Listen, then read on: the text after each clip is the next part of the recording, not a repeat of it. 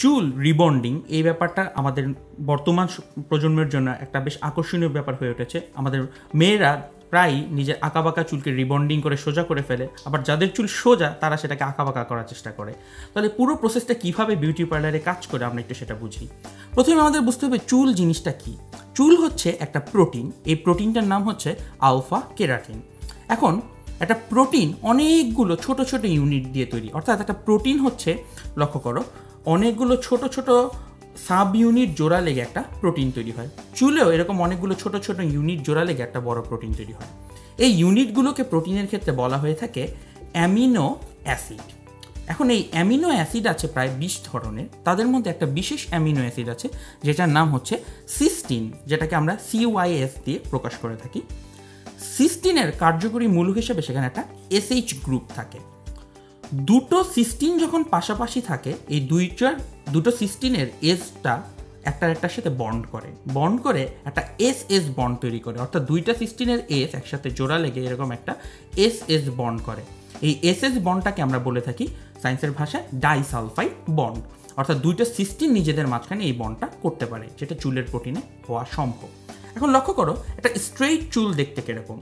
তাই স্ট্রেইট চুলে এই সিস্টিনের SH বন্ডগুলো তৈরি হয় না, অর্থাৎ এই চুলগুলোতে SHগুলো ফ্রি গ্রুপ হিসাবে থাকে।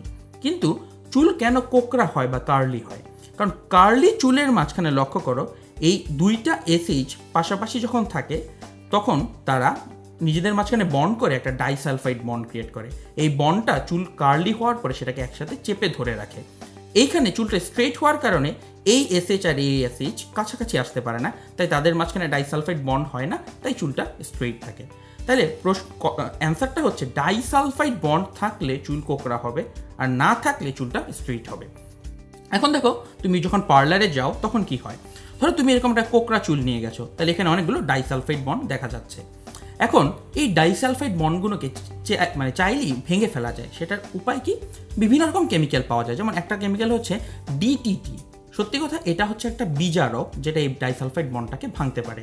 এটা দেওয়া হলে তার এই বন্ড ভেঙে এই SH গ্রুপগুলো আগের মতন মুক্ত হয়ে যাবে, বাট চুলটা তখনও এরকম কার্লিই থাকবে, বাট তার মাঝখানে কোনো কেমিক্যাল বন্ড থাকবে না। এখন যদি এই চুলটাকে একটা আয়রনের নিচে রেখে সোজা কিছুক্ষণ হিট দেওয়া হয়, তাহলে এই চুলটা সোজা হয়ে যাবে, যার প্রত্যেকটা SH গ্রুপ SH হিসাবেই মুক্ত থাকবে, অর্থাৎ এখানে কোনো ডাইসালফাইড বন্ড থাকবে না।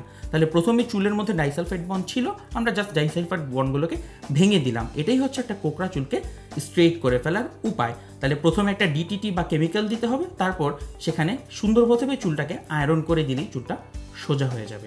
তুমি যদি প্রসেসটাকে রিভার্স করতে চাও, অর্থাৎ তোমার চুল আছে সোজা, তুমি সেটাকে কার্লি করতে চাও, তখন কি করতে হবে? তখন লক্ষ্য করো, তোমার চুলটা এখন সোজা অবস্থায় আছে।